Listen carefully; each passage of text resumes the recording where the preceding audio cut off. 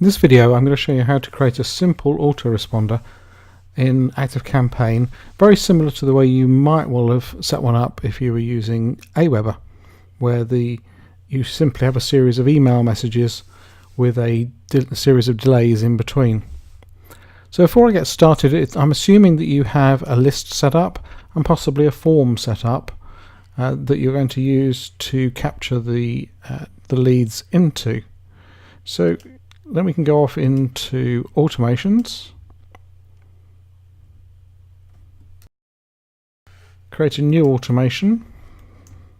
Let's call it simple autoresponder.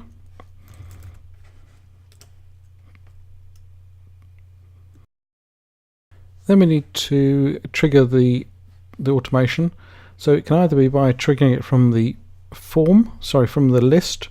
So when somebody subscribes to the list, or when somebody submits a form. You have forms that are tied to each of the lists in ActiveCampaign.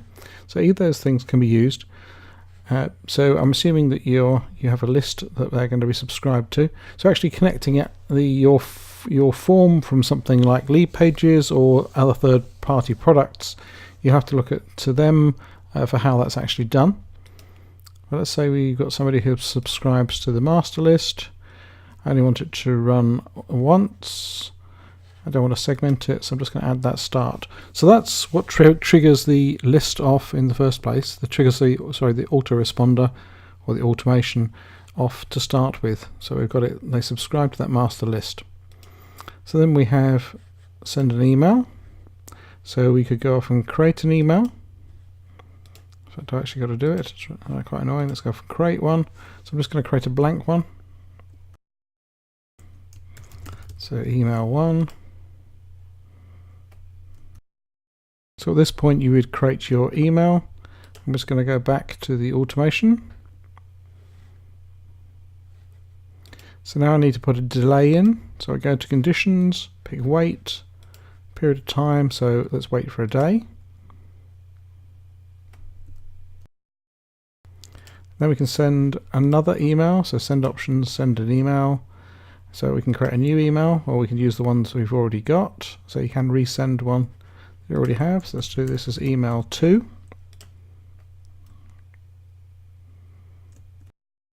going to jump straight back to the automation rather than building the email.